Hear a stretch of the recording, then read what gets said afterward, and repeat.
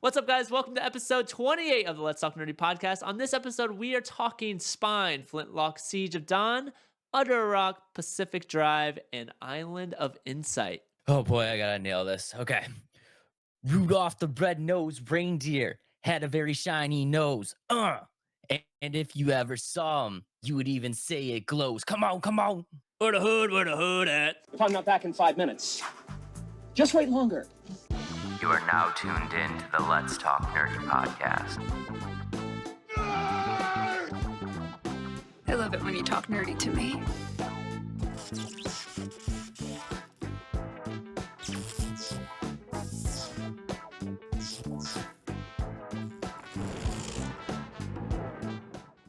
DMX style.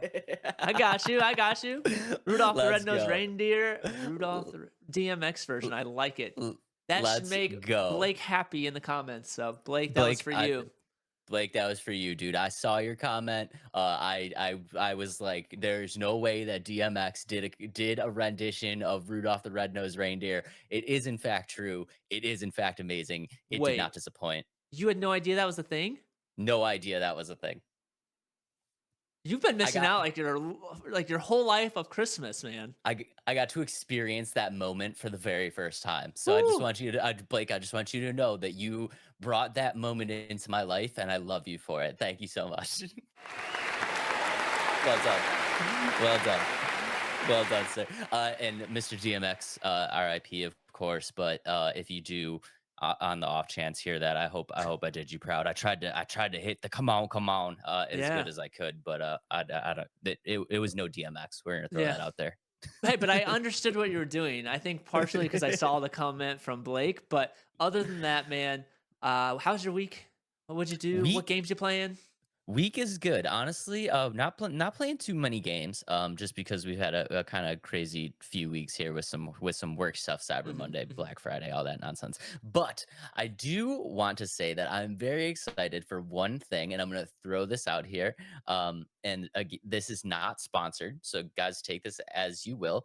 But I think I may have found a very, very cool gaming gift that you can get somebody in your life for the holidays. So I just want to show this real quick.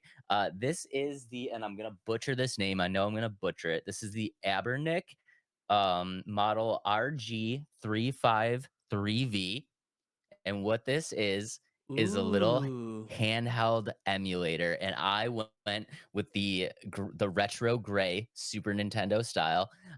This thing is absolutely amazing, dude. I have 4,500 retro games preloaded on this bad boy. 4,500. 4,500. That's pretty cool. That's pretty good. Because I've been looking, and I was like, I need something to play like on the drives, like for work and stuff. And I don't want to buy one. Like I've talked about getting that giant, like what do you call it? Like the Legion Go for like $750. But like I guarantee that's not near $750. So I got this on Amazon. Again, not sponsored. I got this on Amazon. This bad boy was $140, which is a little expensive for a handheld, but preloaded 4,500 retro games in my hand right now. And if you were to tell 12-year-old me this was going to happen, I would just be like, you are living in the future, bro. That will never happen. But in my hand right now, I have the entire NES library, the entire Super Nintendo library, entire GameCube library, entire Sega library. This bad boy's got the entire N64 library on it, PlayStation 1, PSP, all the Game Boys, Game Boy Color, Game Boy Advance, the 3DS. It's everything. I have this all in my pocket right now, which is just absolutely insane. And my I got a sweet little carrying case to come with it, so I look bougie and stuff. Carrying case was $10. Yeah. So yeah. I like throwing it, out Dave. there. I like Throwing it out there. Okay. Yeah, might have to get one. I will say real quick, this is a gaming gift for like an older kind of retro enthusiast. If you get this for a kid that's like expecting a Steam Deck or something, they will cry and be disappointed. So I just want to throw that out there. Yeah. The remote PlayStation. This is a very cool gift, but it has to be for the right person. This is for the retro gamer enthusiast in your life. They will absolutely love it. And just pro tip, just go with the Super Nintendo look. I mean, if they're retro, go all the way. I like it. I like it, Dave. Yeah. Well, I think I know what you need to get me for Christmas then. You would like an Abernick Yeah, RG3553B? All right, I think headed I your want it. way. I'm just kidding, Headed but your way. all right. So I played the game I played this week is Robin or not Robin Hood. It's based off of Robin Hood, Gangs of Sherwood. I really enjoyed it, and I have a review up on it about it. I thought it was really fun. Yes, there were some bugs. There was things I didn't like about it, but at the price tag of $40, it was definitely fun to play. And I wanted Dave to play with me, but he didn't. So I really enjoyed the review, and I was curious to know like what you were gonna think of this game. Um, when we did the review, we thought it was like almost Souls like. yeah, Is that what you're feeling now? It's still almost Souls like, or it didn't even I really look Souls like to me.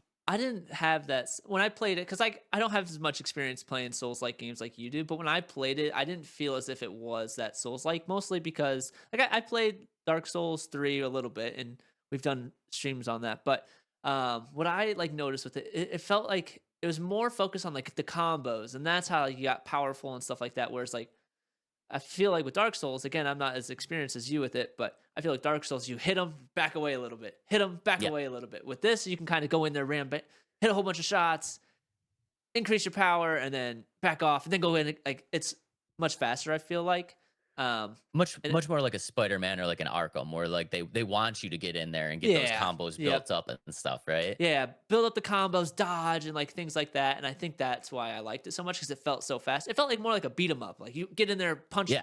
really quick, back out. But in my review, a couple complaints I had was like some of the enemies were just too easy. And then when I got to the bosses, like sometimes the boss battles were easier than the actual battles. And so Yeah. that's a couple of my only complaints. Check out the full review. We'll leave it linked down below. But in terms of would I recommend this game? Definitely. Is it a game Yeah. that like it's perfect? Not by any means, but I enjoyed it, and I think other people enjoy it if they give the game a chance. Yeah, so that's what I've been playing. I got a couple other games on my list of that I'm gonna play. Since I've never played Red Dead Redemption, that's on my next up. So You're gonna love that game. I think I'm You're going gonna to.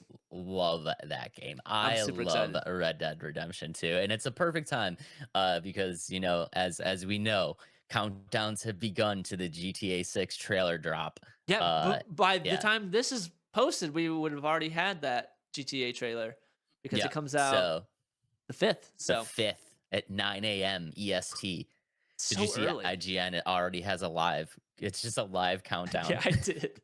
That's crazy. They're like, the le- and the the amount of viewers watching it is insane. There's like 600 yeah. people at some points I saw. Yeah, I was like looking at it and like there's 600 people just like in this live waiting Yeah. for the GTA 6 trailer to drop in 4 days. That's insane. And you know, people are probably recording it too, just to like, oh, I want to be the first to see it. Like, you know what I mean? Oh Like, yeah, yeah, it's and silly. recording it in case it goes Yeah. down at some point. Where like Yeah. where GTA is like, not take that trailer down. Never mind. Yeah, right, right. Well, with that said, Dave, let's jump into some of the new games coming up and one that I've actually got to play on our list that I've played already. You've played already. Yep, and we'll get to it, and you can kind of guess when we get there. So, first game, Spine. Dave, what are your initial thoughts of Spine? Spine the game. I would like to officially throw out a congratulations to Adam. Adam, congratulations. You found a shooter. Yep. Well done. Congratulations. You found a shooter that I am actually interested in. Oh, cool. Let's go. I'm Dude. excited. I'm excited. Let's go, dude. I am back. Cool. I am back on the shooter train. Yeah, I'm super Nice. excited for this one. Let's go ahead and pull the trailer. I think this game is actually gonna be pretty cool. And if you guys have never seen anything or heard anything about this game is gonna be published by Neki. Not a super well-known developer. They did Shadow Fight, which I don't know if too many people know about Shadow Fight or what it is. It's an okay game. Yeah. But I do believe this is going to be their first, like, quote unquote, mainstream title. I if think it's I'm their correct. first title on console, or like console Yeah. PC, to be honest. Not even. Yeah. Yeah. Shadow Fight is just a PC game, and it's kind of a low budget, kind of indie kind of game. I do think this is going to be their first title. Yeah. So here's the trailer. Yeah, if you guys are just listening on the Spotify, the trailer right now, we're seeing our main character, and we're getting an introduction into this combat system, which when I say Adam got me into a shooter, I don't know if this is like your typical Yeah. quintessential shooter because it is very much focused on hand-to-hand combat as much as Yeah. it's focused on shooting. And what we're seeing is a very John Wick. That's the way that I kind of look at it, is a very John Wick style action. Mhm. Um, but with like a cyberpunk setting, and I think it's gonna be super sick. Yeah. I am super excited for this game. I think kind of going off what you said, I think it's focused on close quarters combat. So they want you to get in close. Yes, you'll use guns, but I don't think it's like it's not like a division where you're sitting back shooting people. I think they want you up there blasting people away, using your hands and things like that. And so the biggest thing with this movie, kind of going off of like how you said it feels like a John Wick movie. That's their whole thing with this game. Like the developer Neki is saying that um, they are they want it to feel like an action movie. They want you to feel like you're playing an action movie and has those gung fu movie aesthetics. Like that's what they're going for. So the way you described it, it's like that's exactly what they're going for. Um, Yeah.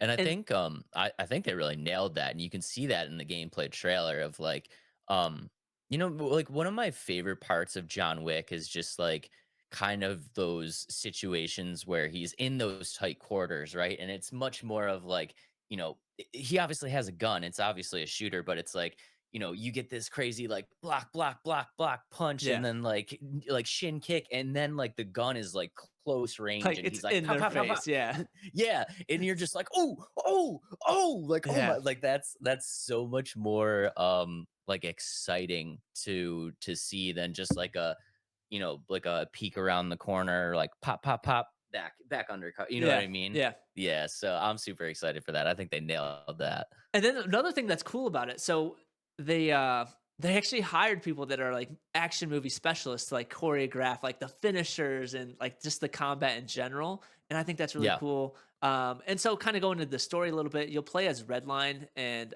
essentially um there's like AIs like that are like oppressive and things like that, AI regime. And so you get what's called spine, and that's the AI that's put in the back of the spine. So hence the name. And yeah, and so essentially you're just trying to take them down. I think it's going to be a game that really doesn't focus so much on like the story of the game, but really just like the immersiveness of the combat and the fight scenes that you get with it. And I think that's going to be really fun with it.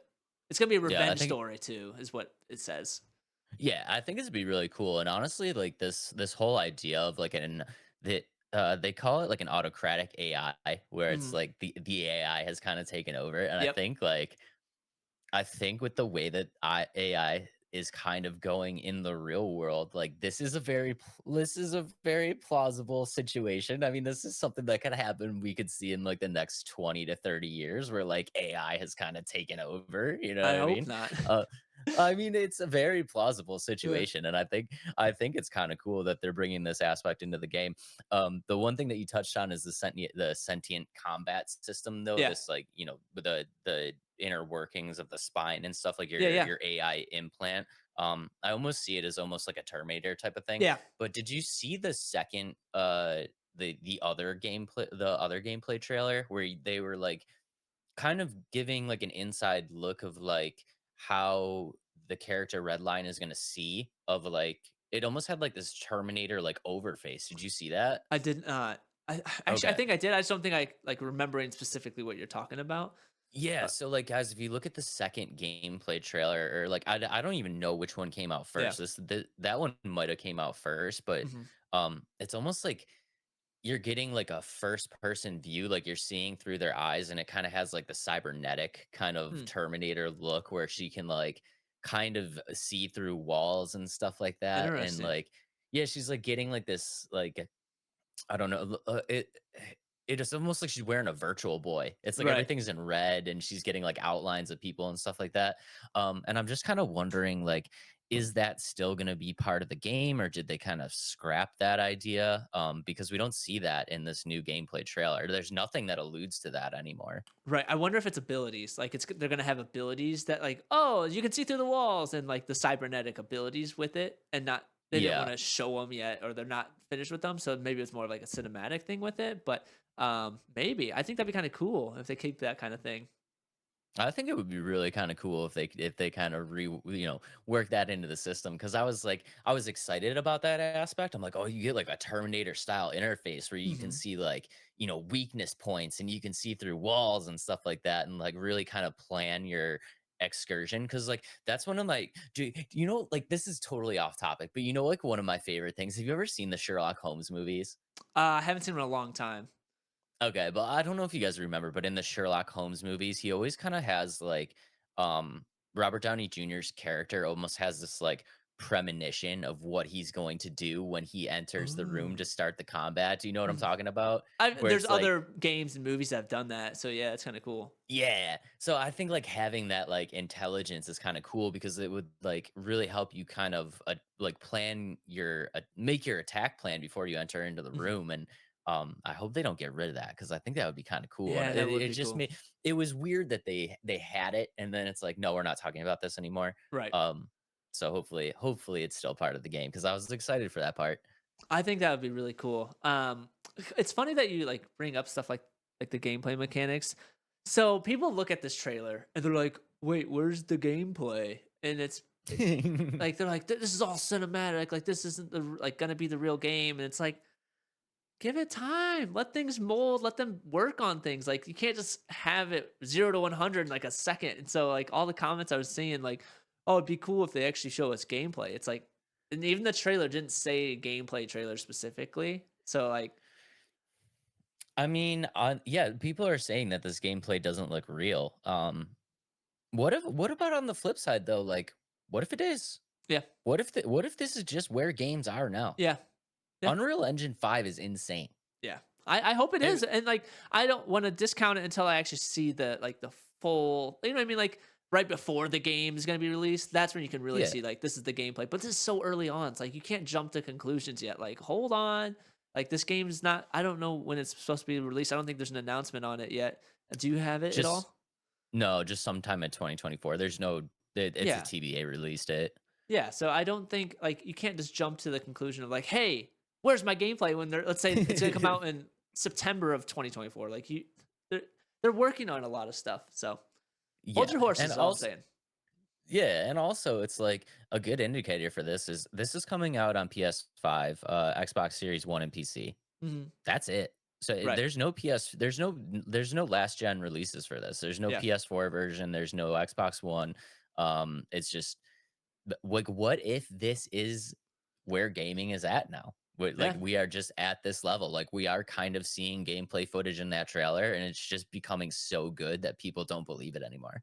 That would be kind of neat, wouldn't it? Like, Yeah. for people that are just so against things like this. But so a couple things I want to talk about with it. One thing that like the description of it says is players get to affect the future of the dystopia world.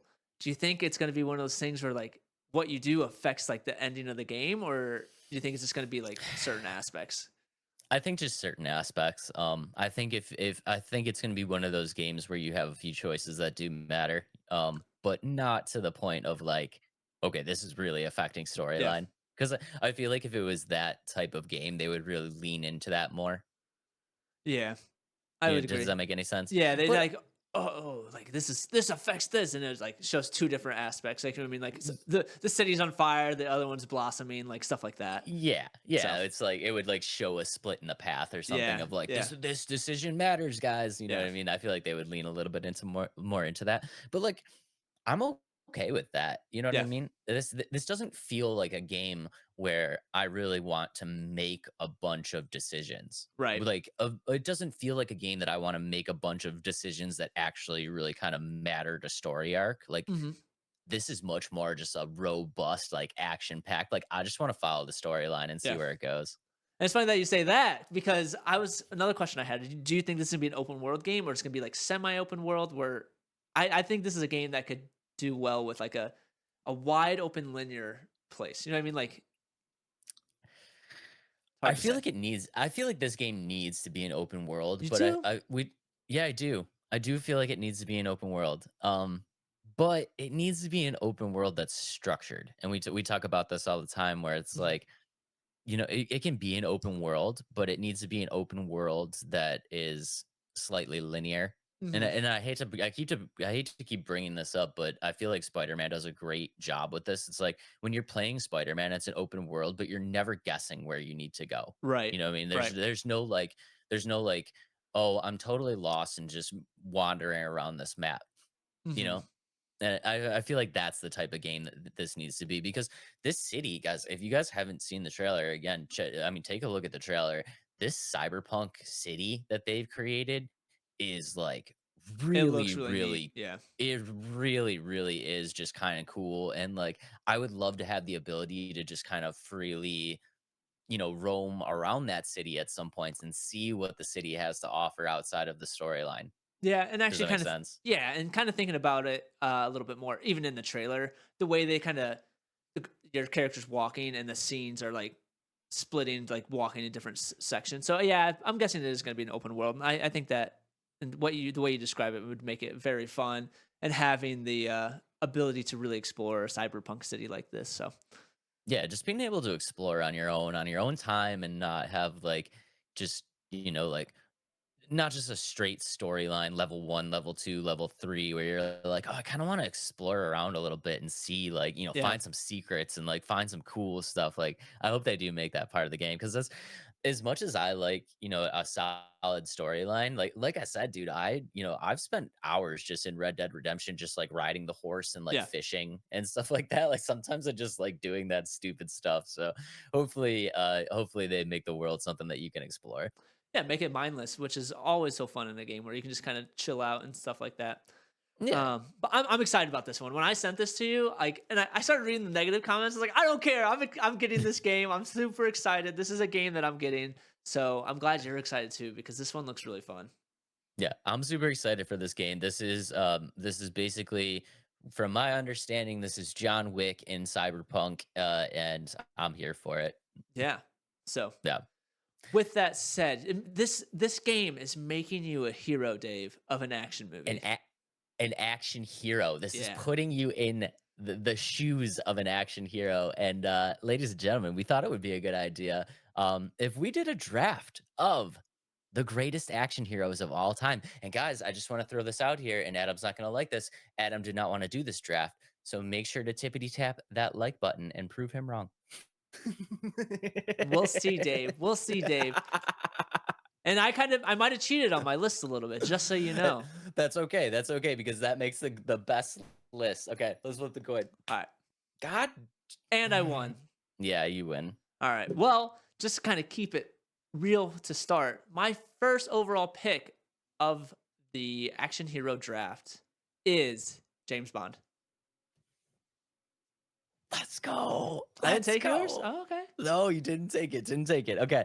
That means the second Ja- one's still safe for me. James Bond is a good pick. I'm Yeah. not gonna lie, James Bond is on my list. Yeah. Okay. All right. Ladies and gentlemen, with my first overall pick, this is a total cop out. And it's not because we just talked about this game. Give me John Wick. John Wick is on my squad. It's just absolute madness. I love me some Keanu. I like that pick. I like that pick, but he wasn't on my list. So, Not on your list. because I told you, I wanted to make this a list that is for me. Okay. So my second pick, Okay. again, my second pick might be cheating, but I'm taking Wolverine. Told you it's cheating. Look at me. No, I'm Look not me in looking the at eyes. you. Nope, not looking at I told you it was gonna be cheating. Okay, I'm gonna let him have it, even though Yes. it's slightly cheating. I'm gonna let Because him you have gotta it. think, okay, and especially in the last, like the Logan movie, that is an action movie.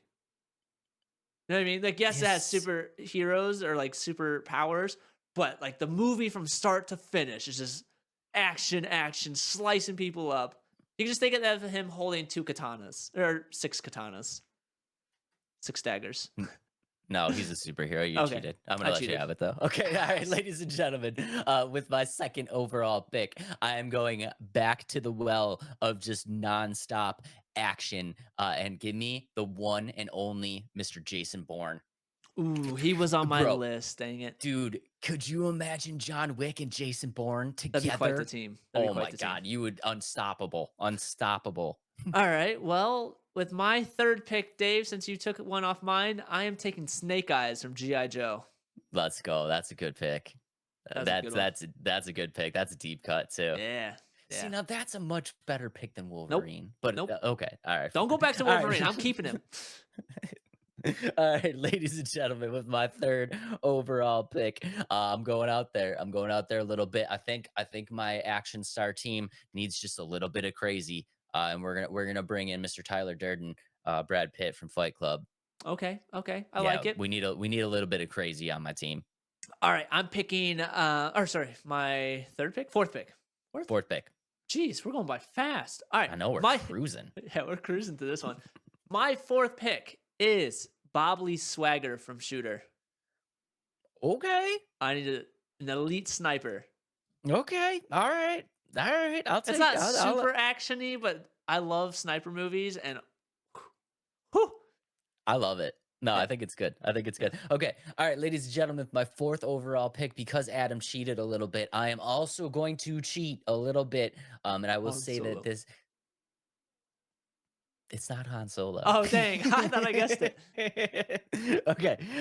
Maybe I think this is an action star, but we'll kind of leave this up to the people, and I feel like I'm going to get some hate on this one. I am taking the one and only Mr. Tommy DeVito, Joe Pesci from Goodfellas. I need a guy that's just gonna get stuff done, a guy that strikes the fear into the opponent, and nobody does that better than Mr. Pesci from Goodfellas.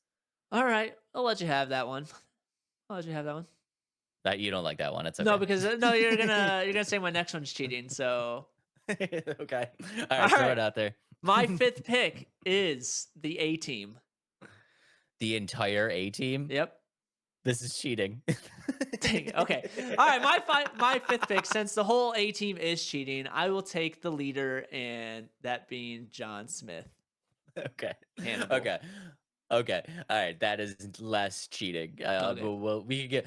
I They're didn't all know so we were cool. doing. You can't have one without the other. No. I didn't know we were doing entire squads, bro. Yeah. My list would have been different. Okay. Okay. Ladies and gentlemen, with my final pick, I'm going to go deep. I'm going to go for a deep cut. This is going to be for the 80s action enthusiasts and everybody. Don't worry, it's not Terminator. I see your face. It's not Terminator.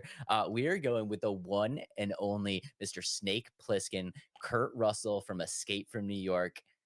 I love me some Snake Plissken. A little eye patch. Okay. He's pretty sick. I like it. He's pretty sick. I don't know what that movie is, so let's go from there. You have never seen Escape from New York? Never heard of it. I've heard of it. Sorry, I've never seen it. I didn't know the character, so I know of the movie. Never seen it. Ladies and gentlemen, have a good night. Thanks so much for listening. Adam is going to leave and watch Escape from New York so that we can continue this podcast. Good night. No. Some honorable mentions on my list. I have Go ahead. Brian Mills from Taken. I like it. Yeah, no, that's a good one. Liam Yeah, Neeson. no, You that's a can't good go one. wrong with Liam. Can't go wrong with some Liam Neeson. Can't do it. I have some honorable mentions. I got a little John McClane. Okay. A little Die Hard action. Yeah. Also Ellen Ripley, a little Sigourney Weaver from Aliens. Okay. And then another one of mine is, this is super stupid, the Pink Panther. That's not an action star. What? It's a good, funny. That's- Oh, and I also have that is- Starsky and Hutch. You're going back to groups again. You're going back to okay, we groups can't again. have one or the other. Like, I can't say Starsky. You if you it- have to if- pick one. You have to pick one. Pick Well, I'm Starsky or Hutch. I'm just gonna pick Agent Cody Banks then. That's a good one too. So tons of good Okay. action movies, but Tons of good action movies. Ladies and gentlemen, let us know down in the comments which action star did not make your list. I feel like we're gonna get a lot of Terminator. We're gonna get a lot of Rambo. yeah, Or RoboCop. Yeah. Yeah. There's hundreds. There's hundreds. yeah. You hated this draft. All right, moving on to the. I like the draft. It's just not the one I was anticipating for the week, but that's okay because I think Dave won, even though I cheated a little bit with Wolverine. Moving on to Moving on. Flintlock Siege of Dawn. Siege of Dawn. Adam, what do My you turn? think of this game? What do I think of this game, Dave? What do I think? Well, I think it looks cool. You think it looks cool? I was a little bit shocked on how I thought it was going to be. But there are elements of this game where I'm like, Souls like don't want to play. So, but I It think is one. the atmosphere of the game is really cool, and It's w- the narrative of the w- game is really cool. yeah, it's 100% a Souls like. Yeah. Let's go ahead and pull up the trailer, ladies and gentlemen. Obviously, you guys know that I'm super stoked for this because this looks to be the next Souls like game that we are getting. Um, and I think it's gonna be a Souls-like, but I do think that this one is going to introduce some stuff that's not typical in a Souls-like, and I think people are really gonna like that. Yeah, and So I this have is some of those this elements as well. So yeah. So this game is by A44 Games. They did Ashen, which was another Souls-like in 2018. And basically, what you're doing here is you're going to be taking over. I hate to even say this because it's such like a cliche version of a Souls-like, but basically what's happening is the old gods are trying to take over. So basically, what you need to do is just kind of you're saving the universe from the old gods, yep. which is kind of a cliche. I get it, it's kind of a cliche, but it looks really cool. And the one thing that Adam alluded to here is the environment, and I think the environment is very cool. It looks like almost like an Athens or Yeah. like a maybe an old school like kind of Egyptian kind of civilization or something Yep. like that. And I don't think I've ever seen a Souls like take place in that time. Like almost like a um almost like a oh my god, it's like an Assassin's Creed style Yeah. setting, but with Yep. like a Souls like. Yep. Yeah, And super cool. so it's funny that you bring up Assassin's Creed because that's one of the comparisons I had to the game. I said it's kind of like a Assassin's Creed kind of God of War feel to it, more so than like just a like Souls like. And that's why I was like, oh, this is why I'm kind of interested with it. And they're also comparing it to like Sekiro a little bit. But I really like as I was watching the gameplay trailer, I was like, huh, a little bit like God of War esque kind of feel. And I was kind of like, maybe I would play something like this. And then I saw him fighting the bosses, and I was like, nope, I'm not going to play this game. So I mean, that's kind of a funny comparison that you made there because when they were asked, you know, what they were kind of going for with this game is that's exactly what they said is oh, really? that's exactly what they said. They're like, this is Elden Ring meets God of War. And I Oh, was okay. like, that sounds so cool because I think, you know, like you said, the thing with the Souls likes is there's you have to be you have to be ready for the combat that those games want you to do. And it's a Mhm. little bit of like get in there, get some hits, back up. Get in Yeah. there, get some hits, back up, you know. And God of War isn't like that. God of No. War is much more like be hyper aggressive. And I Yeah. think when you're looking at this gameplay and you're looking at the like the actual attack animations and stuff like that. I feel like this is going to be a Souls like that's typically get in there, back up, get in there, back up. This is going to be much more of a Souls. It's going to have like Souls like characteristics, but with a like a gameplay style that I think a lot more people are going to like. It's Yeah. much more aggressive. Get in there, get in their face, and I think it's really cool. I think it's going to be sweet. I will. So kind of going off of that a little bit. I think the way they describe the combat too is like it's gonna be or like challenging but rewarding as you learn it and stuff like that. And I also think like the way they're gonna kind of play this combat is like you're gonna have to fight, and it's like the case for a lot of like video games, but especially like you're gonna have to play each boss different, if that makes sense. Like, yes, there'll be some Yeah. bosses where you have to get in there quick, or like you lose your opportunity, and there's other ones you're gonna have to play slow, a little bit farther back. And I think that's gonna like those are cool when they make it change up your strategy. And I think that's what they're kind of going with the you can play like God of War where you're up and close, and then you can play a little bit, hit them, get back, just depending on the boss and the enemies that you're fighting. Yeah. I mean, I love that. And I think it's one of the things that I really like about Souls likes. It's like, um, you know, each boss, the game is the game, but like the each boss in each area and like each kind of enemy has like this strategy behind it, right? Mhm. So if you figure out the strategy, it makes something that's very challenging into something that's like a little bit more forgiving, you know what Yeah. I mean? And that's part of the things that you need to look at. It's like when you go into a Souls like boss, when I go into a Souls like boss, like I'm expecting to die. The first time that I go into the boss, I'm just like, I'm gonna die.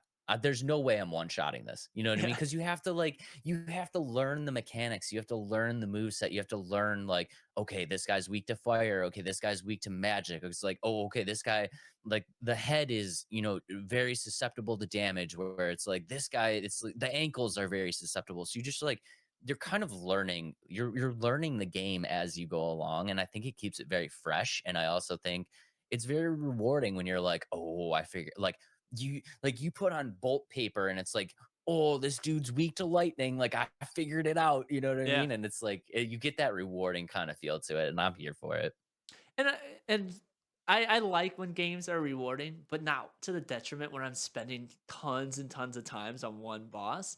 And I think with this game, it can kind of cater to somebody like me that doesn't want to spend hours on one boss or 50 runs on one boss because you'll be able to change the difficulty with this game. And I think that that's pretty cool. And what they said is like, yes, you can change the difficulty, but there's a specific difficulty that will target Souls like players and things like that. So, but for me, Yeah. I like the idea. Like, this is a personal opinion. I think all games should have a difficulty slider that you can pick.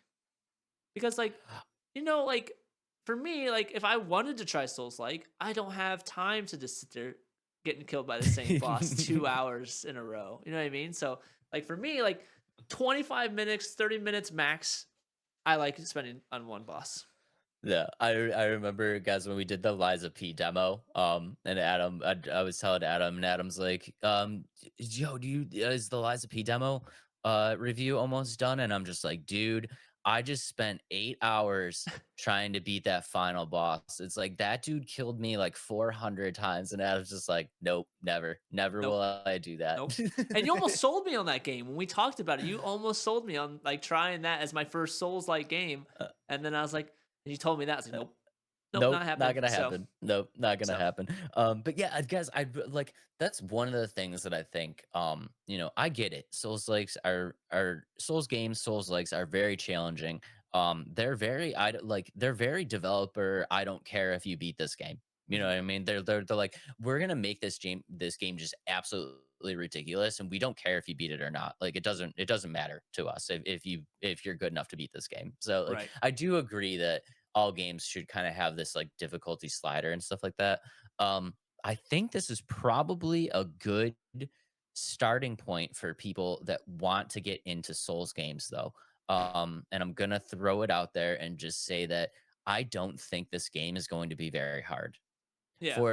for a traditional Souls player. I think this is going to be a game that is fun to play, but is not going to give you the level of challenge that you're kind of expecting from a Souls like. Right. And that has a lot to do with just the developer themselves. Like I said, this developer put out a title in 2018, which was Ashen. And I don't know if you remember this, but we did a draft actually, or a Mhm. blind ranking Yep. of Souls likes, and Ashen was on that list.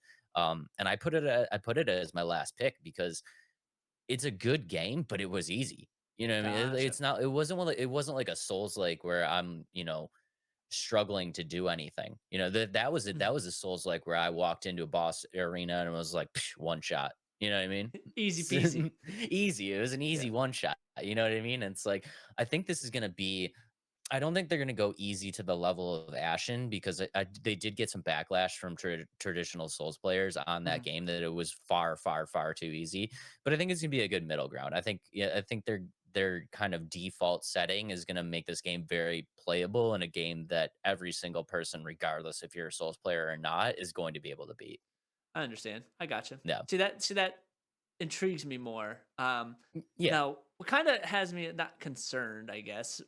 But the so there's axe fighting, right? You get an axe, yep, you get a gun, and you get yep, magic. So the yep. three of them combined is like it almost just doesn't make sense to me. But I think that's just like nitpicky stuff. But like the three like the I don't know. It's just kind of funny to me that there's three weapons that are completely different.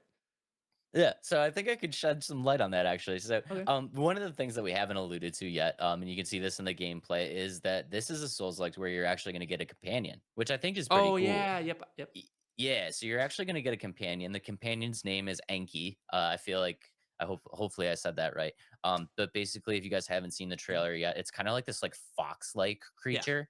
It's like your little companion, and it's like it goes on you and follows you around and stuff like that. And the way that you're able to kind of use this companion is you can use it to help in combat. You can use it to distract enemies. You can use it to teleport. And one of the major features, like Adam talked about, is that Anki garners magic. So your magic abilities are tied to this companion. Um, and I think that's really, really cool. I think one of the things that I saw in the trailer when I was first watching it was you can like kind of morph together with this thing and Mhm. teleport to different areas, and you're like flying through. And they Yeah. alluded to that in the combat too, where it's like you morph together and it just all of a sudden you teleport behind this one enemy and stuff. And that reminded me a little bit of like Zelda Twilight Princess, where you could like turn into the wolf. Do you remember Hmm. that game? I never played any Zeldas. You never played Zelda Twilight Princess? Oh no. Oh no. Adam Okay. has left the chat twice today. Okay, guys, but if you were a Zelda fan and you played Twilight Princess, there was, you could there was a part in the game where but basically throughout the whole game you could kind of like transform yourself into this wolf and do like style stuff. Mhm. And I thought that was really, really cool, and it feels like this game is going to be kind of playing on that a little bit. Mhm. And like I said, you can control this companion to do things for you. So like I try to think of it almost like oh my god, like Guardians of the Galaxy, where you Okay. were yeah, but you're able to like you were one character, but you're able to control these other characters. Yeah. Yep. Which is really Yeah, cool. so yeah, which was really cool, and I think you're gonna have this kind of same control over this companion.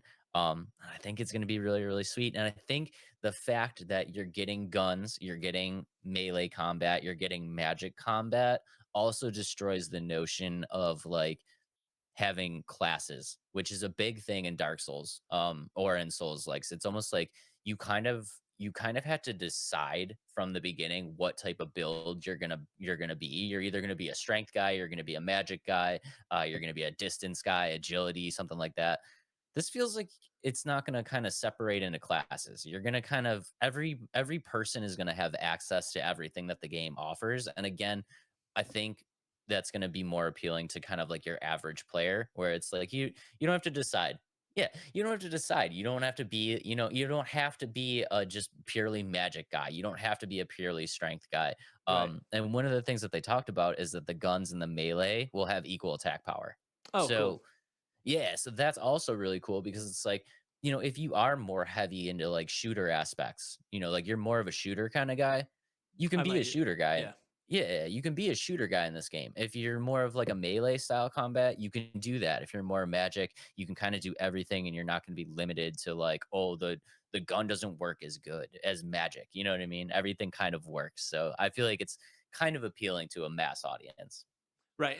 And kind of going off that a little bit, I think that's where they're not stealing. They're putting some of the God of War elements into that way. And for me, I Yeah. like when games where like by the end I have the whole skill tree unlocked and I'm just a Yeah. beast and it's like I'm the god now. I'm the god now, gods. Like that's what I want to feel like by the end of a game rather than like, oh man, I'm still really weak against this guy. Like, you know what I mean? Like obviously you want the last boss to be a challenge, but I like where like by the end I'm a beast. Like especially like Spider-Man. Oh my gosh, the amount of power you have at the end of the game, it's like it makes it way too easy when you go back, but like it's so fun because of how Yeah, powerful you are. that's what you want too. By end game, you want to be like a juggernaut. Like Yeah. you just want to be like you want to go back to that first area in the game and just be like one-shotting enemies left and like the same enemies that gave you, problems in the beginning of the game. You want to go back to that area and just be like, out of my way, peasants. Bah! Like, And then they're dead. yeah. They just like explode and you're like, yeah, like I'm the OG now. Ooh, you know what I mean? Like, who threw that pebble at me? Like that kind Yeah. of feel. Yeah. Yeah, That's awesome. exactly. Yeah, Yeah. I think it's gonna be really, really cool. And also there's a few things in this game that's not kind of typical of Souls like. So there is a town builder in this game. There's gonna be building Ooh. aspects.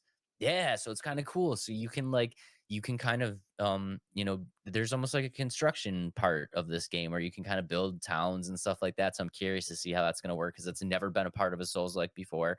Mhm. Um Also, it's going to have interactive environments, which I think is really, really cool because The way that like a souls like is typically a grind, and you go back to these same areas, and it's like this enemy spawns here, this enemy spawns here, this enemy spawns here, and you just kind of learn the layout, and you kind of learn where all these enemies are, and just kind of run through real quick. But this will have just a very much more interactive layout where you go to an area once, and this is speculation, but I've done a lot of research, and I really think that this is what this all kind of means. You go to an area. Once you go to the area, it's obviously going to be filled with enemies. You clear out all the enemies, you beat the boss for that area. The area then transforms. So the area becomes like a nice place. You know what I mean? Instead of like Oh, sweet. yeah, instead of just like riddled with like hatred and enemies and stuff Yeah. like that, like if you save the area, like the original NPCs, the nice NPCs that inhabited the area come back, they start rebuilding the town. So it's like once you kind of save the area, you save the area and you get to kind of see it prosper. And I think that's really cool because it's it brings like a little like aw, like like you feel like you did something. It's like I I brought the civilization back to life. Like look at how good it's prospering now. Mhm. I will say one thing I don't like about that with games. So like, I think that kind of I don't know like what it's gonna do to like the replayability because like after you like completely 100% like Spider Man. Okay, we keep going back to Spider Man or other games like that. All the enemies are gone, and then you're just free roaming with nothing. Like some will pop up, but other than that, it's like there's nothing to fight after I 100% beat the game. But there's new game plus. But like I don't want to have to go back and beat everything that way. Like I want to. I don't know. I do understand that. Yeah. If I have to guess, I do, again, I do think this is going to be a little bit of an open world, but like a linear kind of Dark Souls like Yeah. kind of story. I would be hard pressed to believe that they're going to make every single area in the game not respawn enemies. I mean, Gotcha. I feel like there's going to be like three or four kind of major towns, and once you save the town, like enemies will be sporadic within the town, but Mhm. there's going to be like a wasteland out in the desert or Yeah. something like that where it's just like you're never taking control of this area. Like if you want to just go kill some stuff, like go out Do there and it. kill it. Yeah. Yeah. I gotcha. I gotcha. Yeah. Well, I will say you sold me a little bit on this game. It's definitely not gonna be one I'm gonna pick up right away, but the story of it's cool. I know, like you said, it's the cliche, but the character design and the way they put it out there is really cool. And I'll watch you play it first and kind of make my decision on it. But I had nothing really negative to say about this game because it looks so cool, and I think it targets a specific person. But I think it's gonna be really cool. I will say real quick, because I know some people are gonna talk about this. The graphics situation was a little bit underwhelming to me when I saw the trailer. I just felt like the graphics could have been a little bit better. Like it looked almost like a next gen or like a previous gen title that like kind of missed the cut. mhm, So I will say that. But you know what? I'm okay with it. Like Adam said, I think this is going to be the next Souls like. I'm definitely going to play it. It's definitely something that I'm interested in. If you're interested in Souls likes or you want to get into Souls likes, I think this is going to be a great place to start. mhm. Yeah, and I'm super excited for it. Be on the lookout. I think it's going to be sweet. Yeah, brings us to our next game, Under a Rock. Dave, I will take this one. Please do. Okay. Yeah, all right. I can already tell. Under a Rock. Okay, so what it is, it's an open world survival like craft game. And I like games like that. I know we had smack talked survival games recently, but just because there's elements of survival games that we don't like doesn't mean we don't like them because I actually really enjoy survival games. Um and so with this one, I just like how feel good this survival game feels like with some of the character design, just the overall feel. So let's go ahead and pull up the trailer. Yeah, let's go ahead Because and pull up the me, trailer. I think it's so cute. It's a little cute game. I think I will say when I was watching the trailer, I got really excited.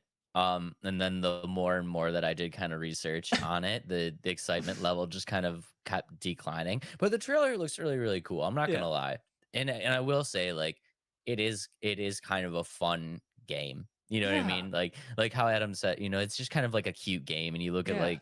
you look at the graphics, you're like right now she's waking up on this island and you see this like stupid little dodo bird and you're just Yeah. like this game is gonna be like funny. You know what Yeah. I mean? It's just like it's kind of campy, but it's that campy like Pixar kind of vibe. And I Yeah. love that stuff. It's a feel good vibe. Yeah. And I kind of going off that, it's it's just like I just like the aspect that it is gonna feel like it gets you like kind of warm like playing because again I love survival, but I think this is gonna be more like a relaxed survival where you get to kind of pick your own like, oh, this is gonna be hard at some points, but like I'm just gonna gather some resources, build my base, and we'll go into that a little bit because I'm pretty excited about that. And just the atmosphere of the game looks so cool. You know what I mean? Like Yeah, the atmosphere looks sick. I I mean, will it say, really, really does. and there's some like some Zelda elements, Fortnite elements with the parachuting guy. I think the game is supposed to have like some puzzle aspects to it too, which we have a game that we're going to talk about puzzle aspects. But um, I just think it looks so refreshing in terms of like survival games because like Yeah, a lot of times with survival games like it's dark or it's always intense or like there's so many aspects to it. It's like it's hard. Where this one, I think it's going to be hard in certain ways, but also fun and like engage. You know what I mean? Like immersive in terms of like just a feel good game, let's just get a round of applause for a survival game that doesn't have zombies as the main enemies. right? Well done, Under a Rock. You did something beside a zombie game. Great job. When I first saw the trailer, I thought it. Have you played Ark Survival? Yeah, I have a little bit. When I first saw the trailer, because I was watching it during the I can't remember like the top 25 games PC games show or whatever, like the upcoming future 25 games or something like that. And I saw the dodo bird pop up. I was like, "Ooh, Arc 2. I'm super excited." And then I was just like disappointed when I saw it was Under Rock, but the more I looked at it, I was like, "You know what? Like this is kind of fun looking, like kind of cute." And I'm interested now. So Dave, I want to talk about it.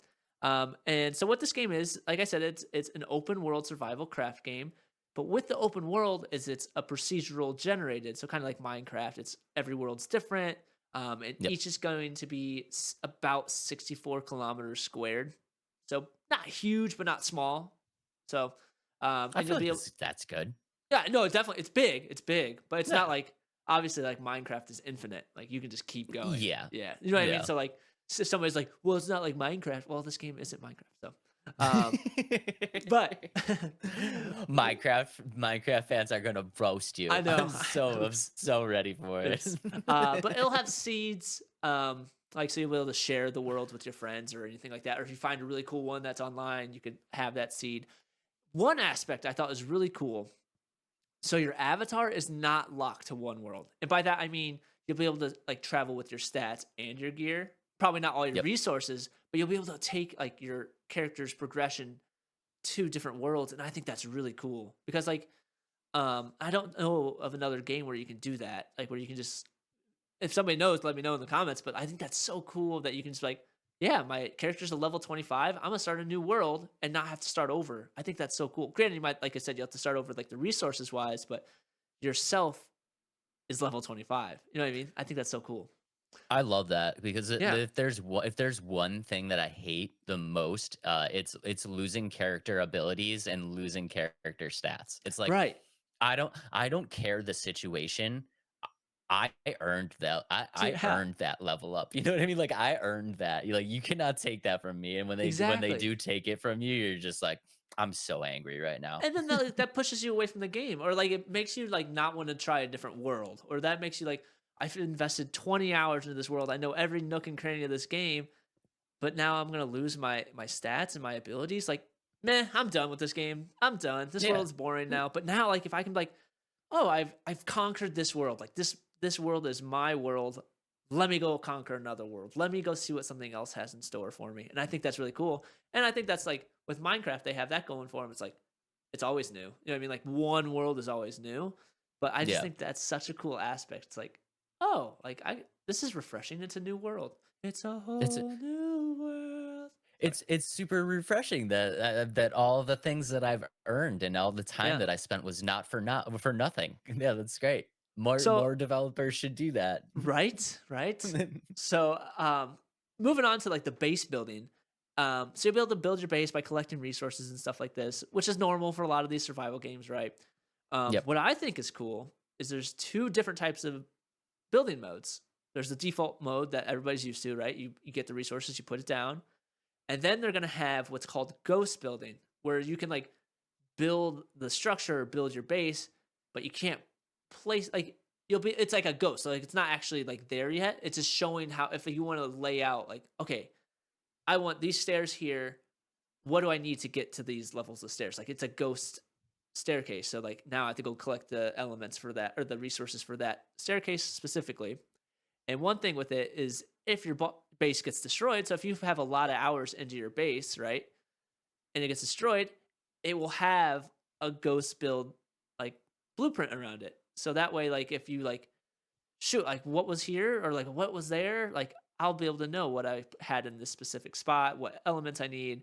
And the plan is to hopefully be able to share that with other people. Like if you make a base, you can share those blueprints with other people. So I think that's really cool too.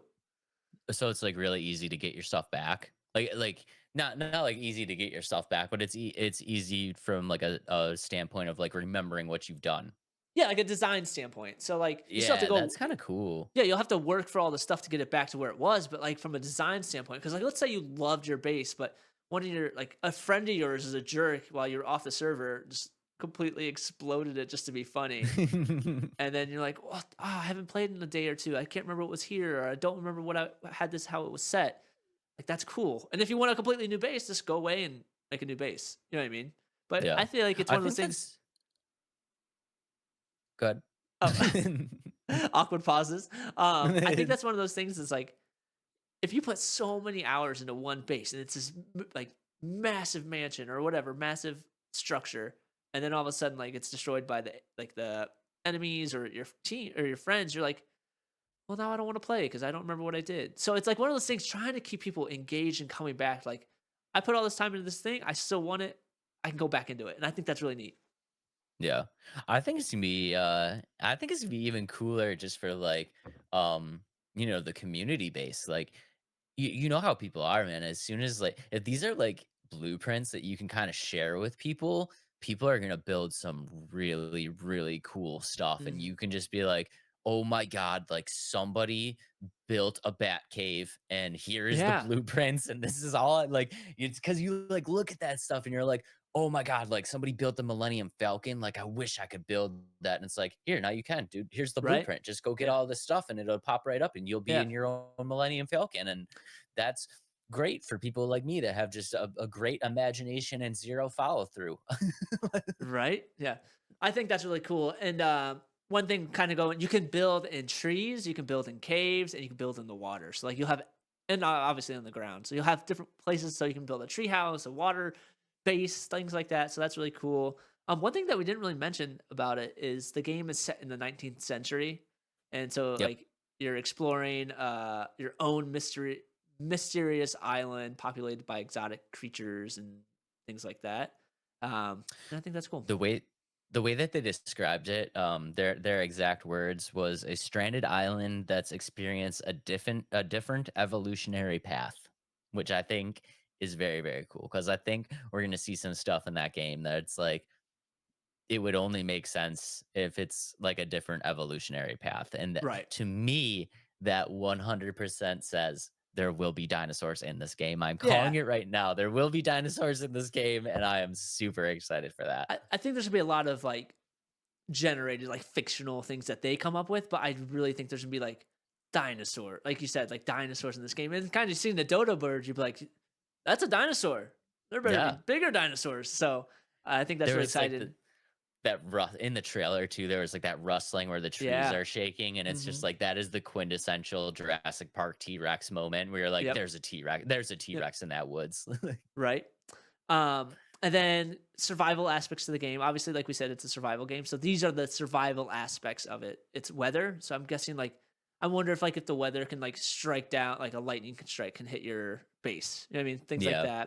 that. There's poisonous plants and creatures. There's traps. So and then what we had talked about in the past and got some heat for. There's hunger and dehydration in the game. Meh. I don't Yep. know. But that's That's okay. where That's where it's unfortunate. That's part of the survival world, unfortunately. Okay, we talked about this with the Souls likes having a difficulty slider. Can we have a survival slider? Yeah. Like where you can decide like how crazy you want survival to be in the game, because that's where I kind of fell off of this game. I'm like, oh, this looks so cool. It's such a cool landscape. Oh, I love the building. Like, oh, I love. Okay, wait a second. It's a full on survival game where I Yeah. have to eat and drink and sleep, and I'm like, dang, dude, like I was like legitimately upset where I'm like, dude, this game looks so sweet. I want to play this game, and then I'm just like, oh, dang it, it's like a full survival. Like, I'm not playing this. Yeah, as much as I don't like that aspect of games, I think that like or survive. I don't like the aspect in survival games. I think it's so small for me where I'll still play this type of game because I like the other stuff. The aspects of it are so fun to me that I'm still gonna play it and kind of suck it up that I have to survive with the water and dehydration and stuff. But that's just me. Yeah, I mean, we said it, man. The difficulty slider, like, just give us a survival slider, guys. Give I us a wonder. survival slider.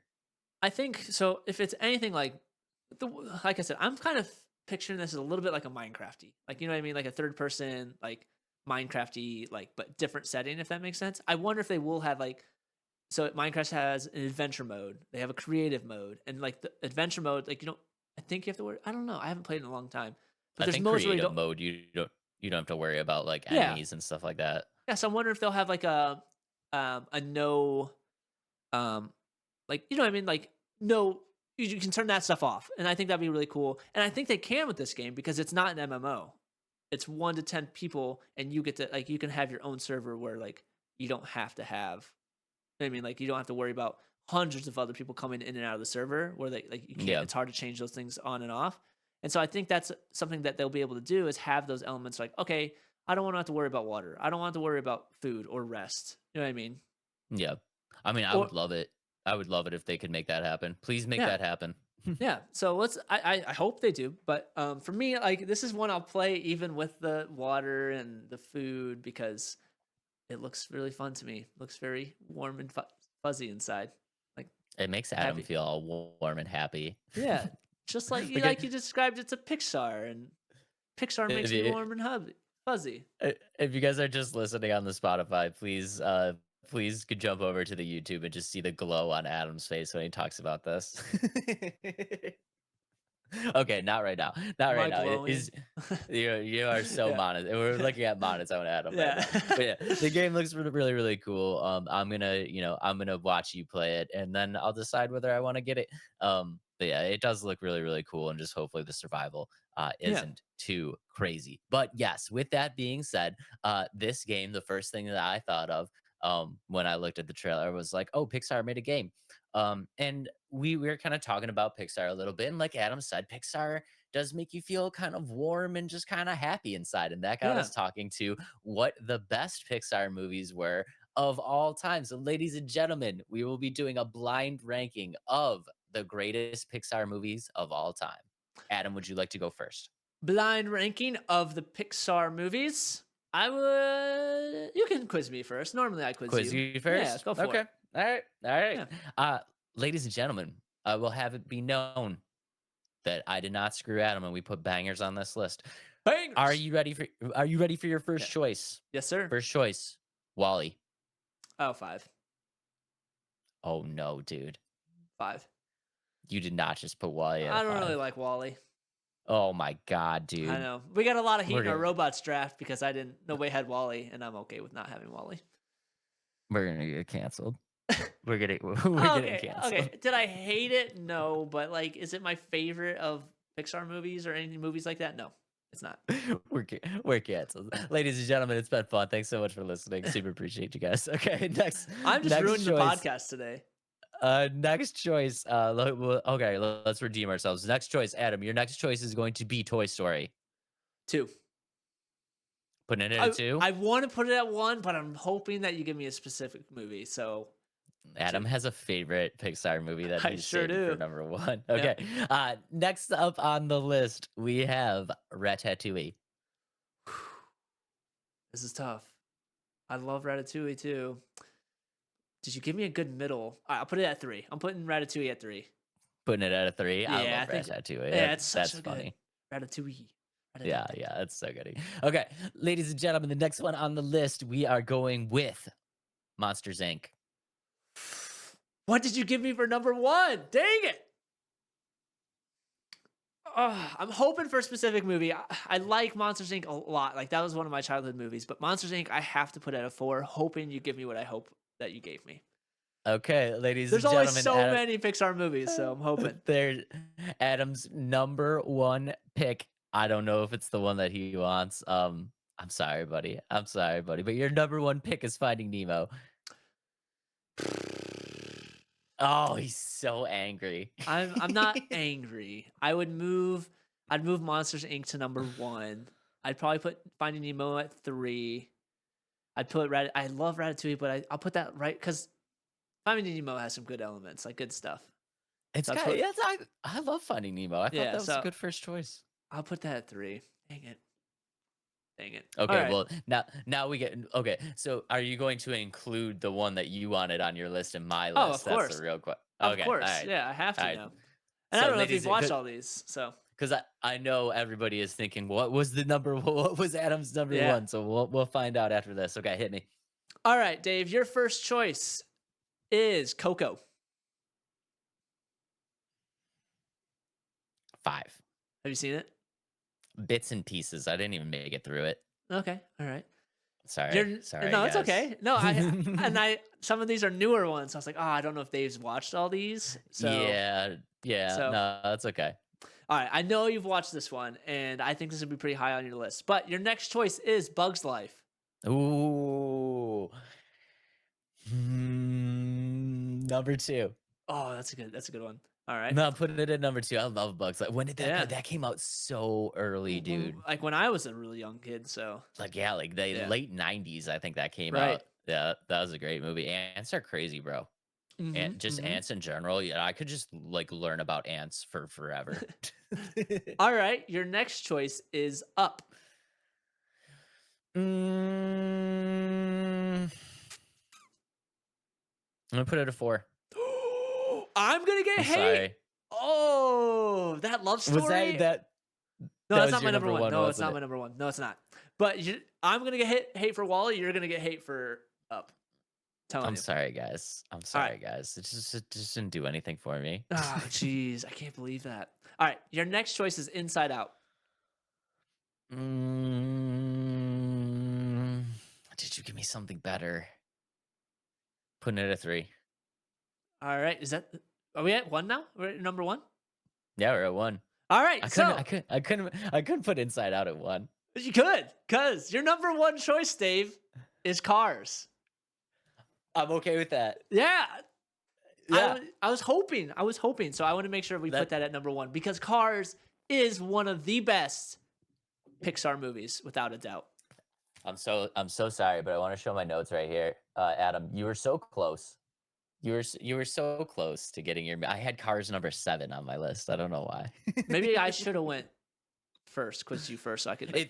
If you would have went first, yes, you would have gotten Cars in your list because you had a couple in your list that were in the top 5 of mine. So. That's all right. It was a great draft. So That's a great close. draft. Pixar movies are That was a great always draft. so great. They always make you feel warm inside. But the next game on our list does not make you feel all warm inside, and this is yet No. another apocalyptic game that is coming out in the near future. However, this one is very unique, Dave, and that is Pacific Drive. Initial thoughts, go.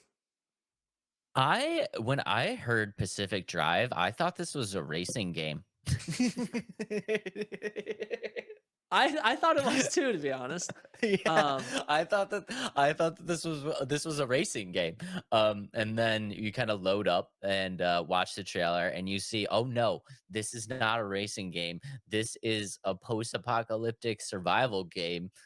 In which you will be focusing very much on your ride, which is a station wagon. Yeah, let's pull up the trailer just so you guys Let's go can ahead see what we are talking Yeah. about. And first thoughts of this game, when I first saw it, I was like, yeah, this is lame. And then the more I thought about it, I was like, okay, it's not so much a game that like really got my eye right off the bat. But there's some good things to say about this game. And I don't know if you can agree with me, Dave, but there's a lot of things I was really not I thought there's some cool elements to this game where to the point where I was like, yeah, okay, I don't hate this game. You know what I mean? So let's get that trailer pulled up. I think there's some cool elements to the game, and I think what's kind of cool is you're not so much like upgrading your character as much as you're upgrading your vehicle, and I think Mhm. that's probably something that I haven't seen done before. Can you think of any game where that's kind of like a thing? No, not at all, and that's why I took a step back after I saw the trailer for this. I was like, "Ah, this is lame," and I was like, "You know what? Like, this game is different. It's not lame because, like, it's not a game that I would have thought of making or anything like that, but just like as you see it, so essentially, like Dave said, you're going to have this station wagon, and you're gonna explore this world and try to figure out the mysteries of what is going on with the post-apocalyptic, like what's going on, upgrade your car and your garage. So, and I think it's a storm, right? Like he's trying to like your character's trying to like figure out what's going on with the storm. I see. That's part of the thing is like, guys, if you're just listening on the Spotify, what we're looking at right now, in the gameplay trailer, it's like it's definitely a post-apocalyptic world, but we're also seeing these kind of like flashes where like Adam said, like we're seeing this like kind of haziness, and there's like these like kind of glowing red aura spots and stuff like that. And we're also seeing kind of like these like type of energy field that kind of Yeah. almost looks like lightning and stuff like that. So I'm a little not sure exactly what this is. And the developer says that it's something supernatural. Did you Oh, see okay. that? Oh, that's true. Yeah. Yeah. Okay. Yeah, they're saying it's something supernatural, which is like kind of cool because you know that I'm all about that life. Right. Right. Yeah. And so why I thought this game didn't, like I said, it didn't like stick to me at first. And also this is being developed by the same people developing Flintlock. I don't know if you saw that. Or Yes. publishing. Yeah. Sorry, So publishing by them. publishers. Yeah. Kepler Interactive, who's also responsible for Sifu. Is that how you say that? SIFU? Oh, Saifu. Sifu, yeah. Which you didn't like that The game, did you? hated that game. That's so funny. But Listen, so I real quick on Saifu, I play hard games. I play hard games. That game is impossible. Dave It did struggle literally with that one. So literally impossible. But um anyway, moving on. but elements I like of this game. One, it's in a different setting. You know what I mean? Like in terms of like landscape wise, everything's always in the Northeast, especially with like post apocalyptic. Everything's like, you know what I mean? Like this is different in terms of like it's the Northwest. It's really cool. Like that's why I like that aspect of the game because it's a Yep. different setting, different landscape. And so another thing I like about it is, like you said, it's you're not focused on you. You're focused on something around you. So it's like almost like a mech. You know what I mean? Like your car is your mech, and you have to make sure this mech Yeah. is getting taken care of and things like that. And so you'll have to scavenge the resources or scavenge to like find resources, upgrade your car to how you want, reinforce your wagon. So if you like, and if you go out there and your car starts getting destroyed or anything like that, you have to reinforce it again when you get back to your garage. You will have to fill up gas, so your car's got to drink water. um, and like I said, you'll have to explore different Ridiculous. zones. Yeah, it's so ridiculous. Ridiculous. Yeah, they had to find a way to throw in drinking water somehow, but your car drinking Yep. water. Um, Yep. to unlock or find certain resources, you'll have to go into different zones of like different difficulties, and that helps you find different resources that helps you upgrade things like that. And another thing, kind of going off of the uniqueness, it combines two completely different genres. You know what I mean? Like Yeah. survival and driving, they're not the same like at all. But they found a way to make it. I don't know if it works, but it's unique and it has me interested. It's definitely unique. It's never been done before. And guys, I think there's probably some people that are still a little bit like unsure of Mm. what the hell we're even actually talking about. So like Yeah. the way that I've gathered that this game is going to work is that you are going to get your home base, which is your garage. Yep. You can fully customize your home base and your garage and all that stuff. You're also going to get this station wagon that we talked about, which is essentially your mode of transportation, your mech, if you will, which will be, you could take care of it, upgrade it, do all this stuff, blah blah blah. Now, basically, the goal of the game is you need to go explore certain territories. And Mhm. when you explore these territories, you're going to be able to find, upgrade mats, you're going to be able to find resources, stuff that you need, but you're also going to be unlocking part of the story, right? Mhm. So the way that I think this is going to kind of work, where it's like, think of it almost as like going on multiple trips.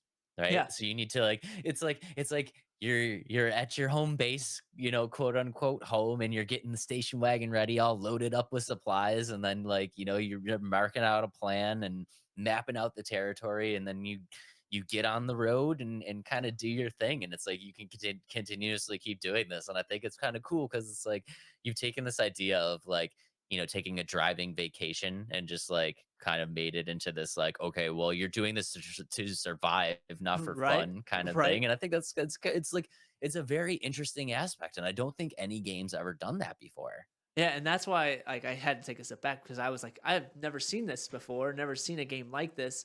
And it's funny that you say vacation. The first thing I thought of was what's blanking on the movie name when you said Oh, vacation.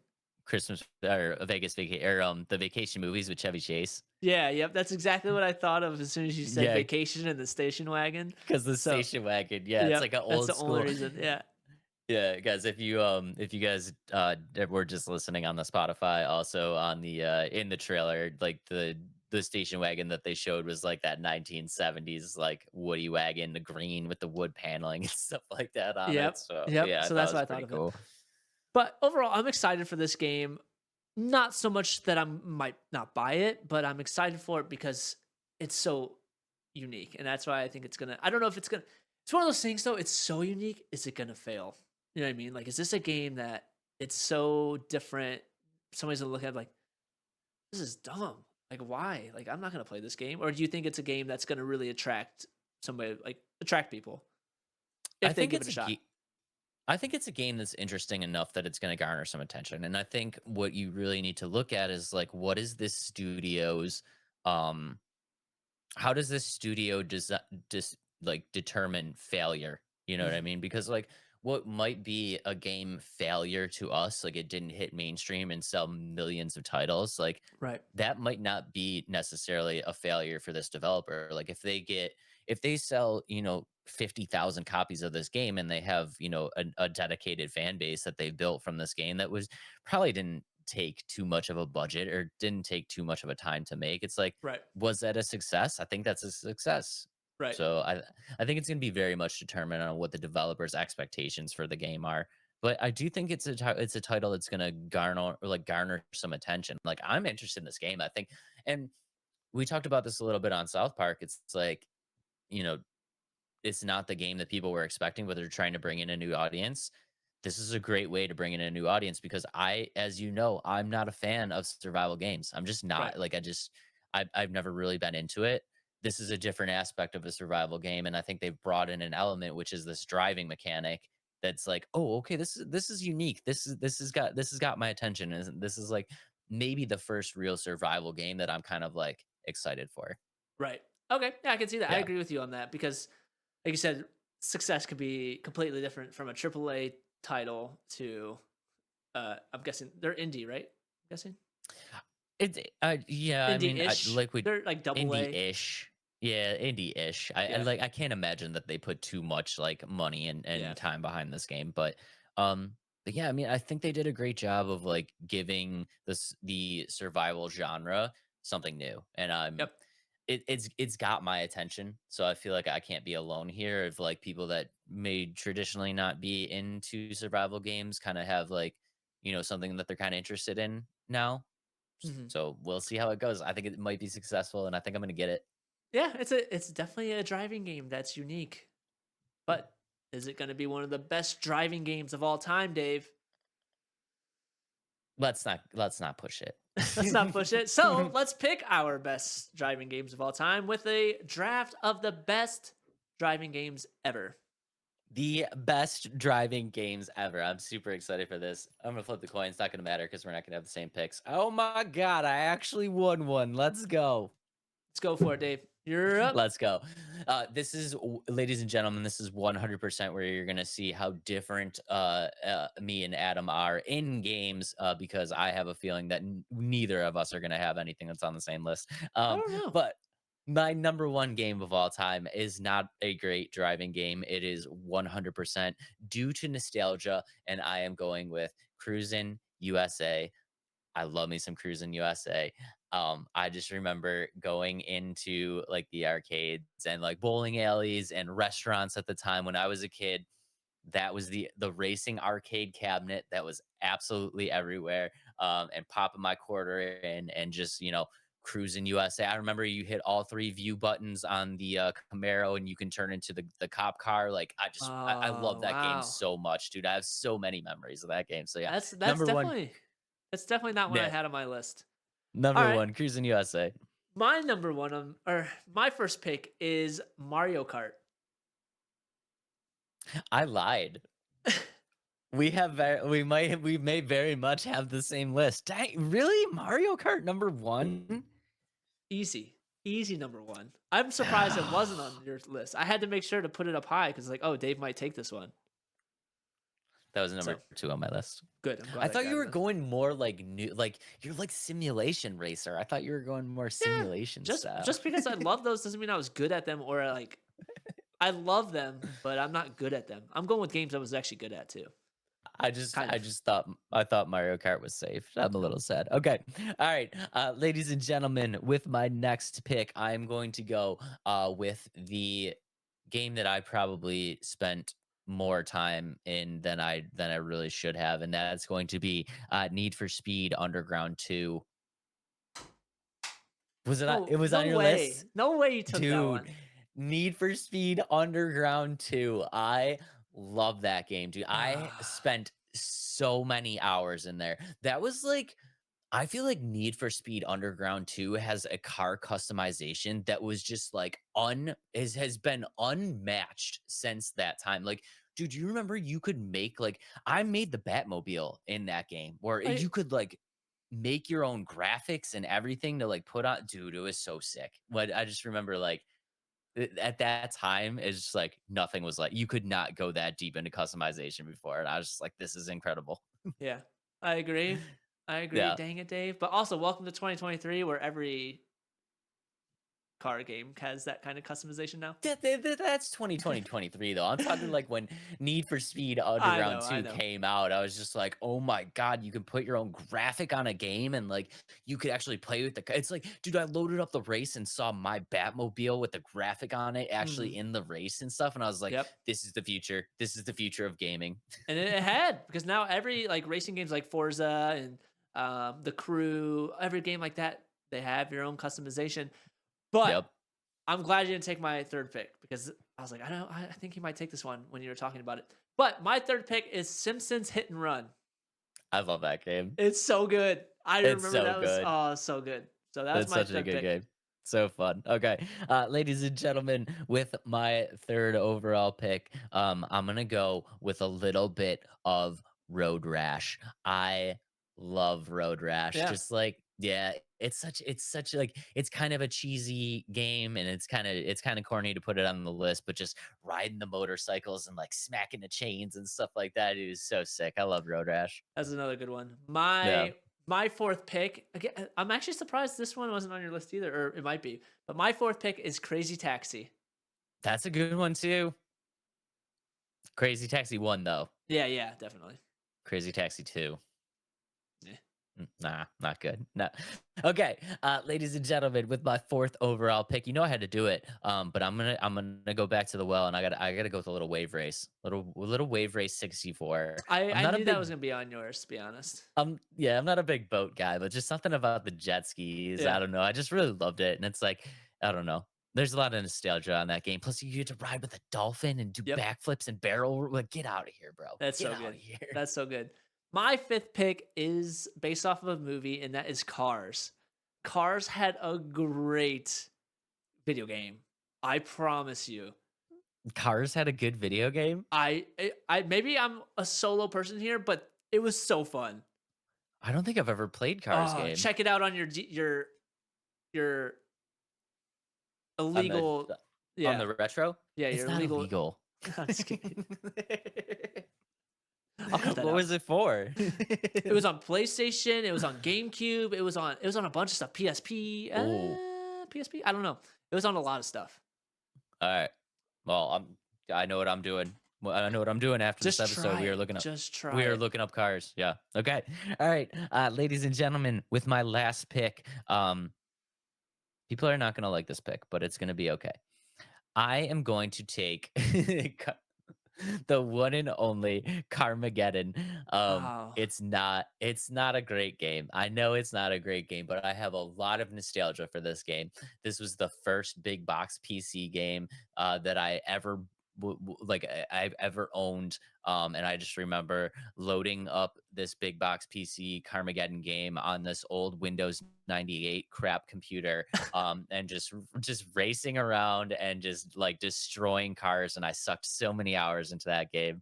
That's 100% nostalgia. I know it's not a great game, but it is making Dave's top 5 list. that's awesome. I like it. I Yeah. like that pick. Honorable mention for me going into the real simulator ones or like the more realistic. I do have Forza Horizon. I have Assetto Corsa. I have Formula One. I have yeah. So, but Gran Turismo 3. Gran Turismo. Well, I never really had a PlayStation, so never really got to Oh, experience yeah, that yeah. one. So, I do Gran plan on Turismo buying that 3 for my was on my PS5. list. So, Yeah, Gran Turismo 3 was on my list, number 6. That's a great game. yeah. There's just so many good racing games, but those are So ours. many good racing titles. Yeah. So let us know in the comments what would your list look like and who won that list because I think I did. Yeah, honestly, I think you did. Yeah. I think personally for me, I think maybe I just went with my personal list, Yeah. and I think my list is a winner, but I would be hard pressed to think that people are gonna agree with me. Yeah. So, That's all right though. anyways, that's We okay. win some and That's we all right. lose some. I actually taught my son. Sorry, it's like I just I know, drop it's like kicked my camera. You were like on a roller coaster ride Yeah, there. there we go. I think we're good. Whoops. Yeah, but that's our list. I love racing games. And that's why I got my steering wheel here, which I still need to set up again. I need a new TV right there. So I've been waiting. Moving on before we get on a huge tangent here. Our last game of the night is Island of Insight, which is a game that I've played because the demo is out. I did see that the demo was out, and Mhm. I was curious to know if you played it. Adam, what is your let's start with what was your initial reaction to this game, and is that initial reaction, does that hold true, or are you now changing based on playing the demo? All right. Initial reaction. Well, let's go into what the game is first, like what people are Okay. expecting a little Okay. bit. So, what the game is essentially, it's an open world puzzle solving game. So, the game is sprinkled in with a bunch of different types of puzzles, things to find, mysteries, all that stuff. There's mazes. There's logic, mages. Yeah, there's like there's some While wizards. while you're solving puzzles, wizards will be shooting you Yeah, with yeah. with laser beams and Yep. trying to feed you potions. But not no mages. It's I almost said magic now. Mazes. There's environmental challenges. There's problem solving throughout the whole game, and there's supposed to be much more. But that's Perspective. perspective stuff, things that you kind of have Yep. to look at different directions and things like that. And they're making it like a peaceful but sublime, critical thinking, but also relaxing type of game. And to set the stage, like that's how we're gonna set the stage. But here's the trailer of the game. And I think I honestly think this is kind of a one-off. This game is purely puzzle Yeah. related. Yep. Yeah. Purely So puzzle. I think it's got a story element, but you need to like solve these puzzles to like progress through the story. And we can kind yeah, of get that's into how you that a little bit. progress through the story, because I Mhm. think these kind of games don't really exist anymore, and people are probably going to want to know this. There is no Mhm. like combat to this. Right. There's no like there's no platforming, there's no combat. This is strictly just a puzzle game. And I'm actually really excited for it because Yeah. I'm a big fan of puzzles. But Yeah. just kind of looking at the trailer, guys, if you guys are just listening on the Spotify, how would you describe this world? Like an ancient, like almost like how Flintlock was. It's like Yeah. a ancient, like kind of Athens or like kind of Greece. I feel like it's kind of taking place in. Yeah, and it's made by the same people. So, oh no, Yep. sorry, that's the last game we just talked about. This is made Yep. by the same people that made or published DBD, like Dead by Daylight. Yep. But yeah, kind of what you said. It's got that like ancient Greek kind of feel. things like that. And it's showing some of the puzzle types. So this one's like the matching. This one you have to. They're going by them fast, but there's different types of puzzles with numbers and things like that. Yeah. There's certain move sets you have to move, and it looks really interesting and cool. That was my first initial perspective. And I'll give it, yeah. It just seems it's like we've been talking about with some of these games. It's just like very refreshing. You know what I mean? Like it's bright, it's fun. Like it's got that setting to it, if that makes sense. So Yeah, it's very very chill, and I think one of the things that we're kind of looking at is like, in the trailer we're kind of looking at just like a lot. We're obviously looking at a lot of puzzles, but we're looking at a lot of areas that have kind of a different look and a different vibe to them.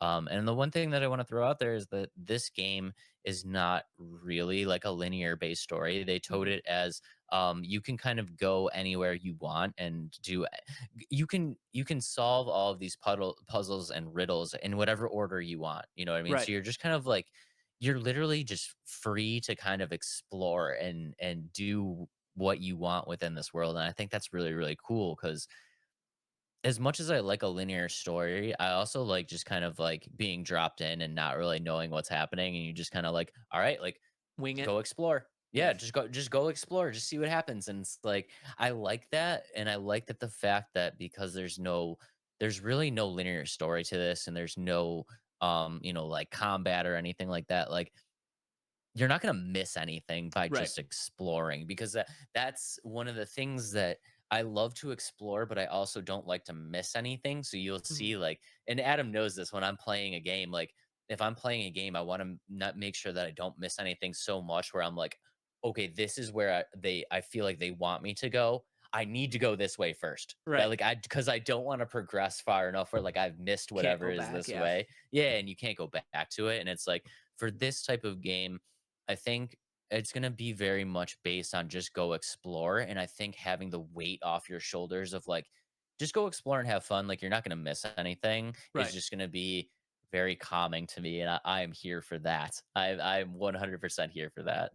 right. And kind of with that, that you're not gonna miss anything. Mostly because there's so many puzzles in the game, and they all like they despawn and then they recycle. Does that make sense? So they're recycling these puzzles. They're adding new ones. They're taking some away. They bring them back, and I think that's really cool. Like, so yeah, there's so many puzzles. You feel like you have to do them all, but you won't be able to do all of them because they're recycling them, adding new ones, changing them, and so I think that's a really cool element of this game where you're not stuck saying I gotta finish all 50 puzzles right here before I can go to this next area.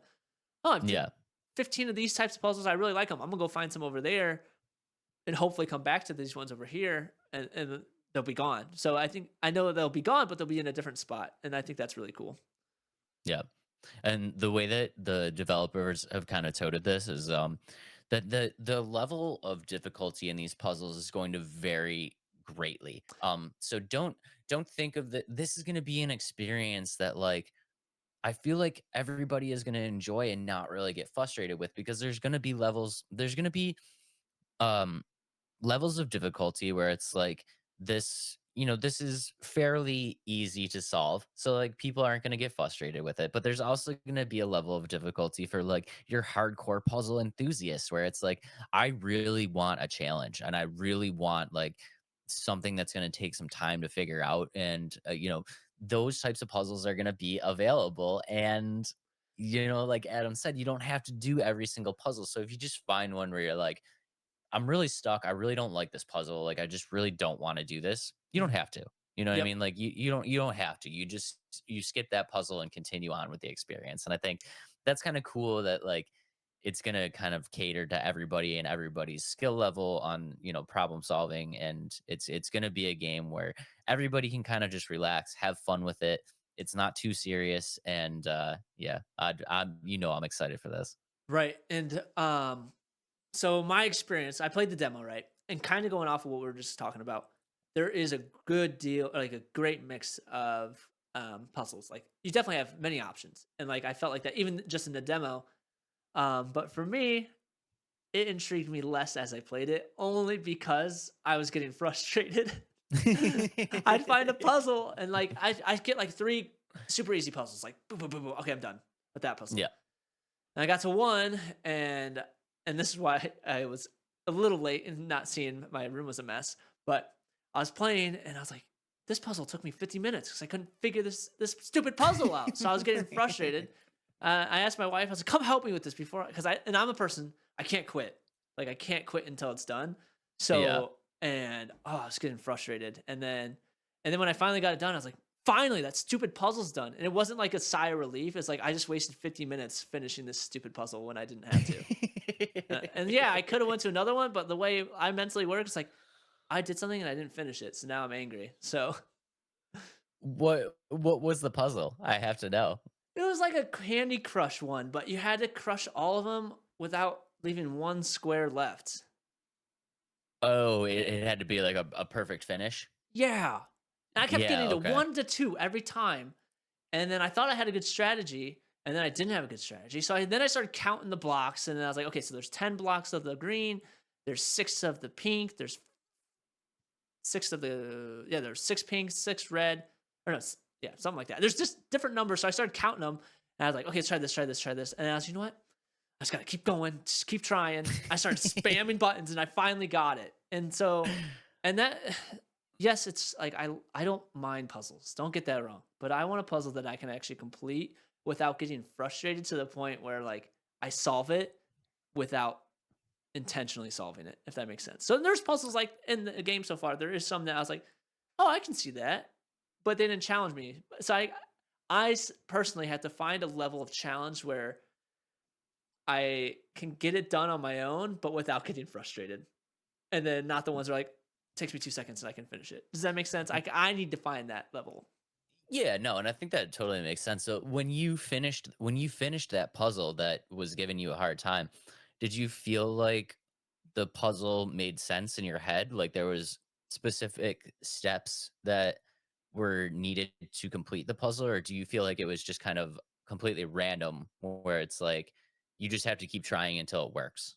It started out like I was like, oh, it's Candy Crush. I just have to crush all the things. Like that's gonna be easy. And then I did a couple times. Okay, I was like, all right, now after a couple times, like, okay, I got to strategize what I'm gonna do. And so I was like, okay, there's 10 green ones, there's 6 pink ones, and like obviously they're laid out in a certain way. I was like, okay, so I need to take out 4 of the green at once, 3 of the green, 3 of the green, 3 of the pink, 3 of the purple, 3 of the purple, 3 of the pink. And so I understand that strategy. Like I had to make sure they lined up in that specific way. And I was trying to picture it.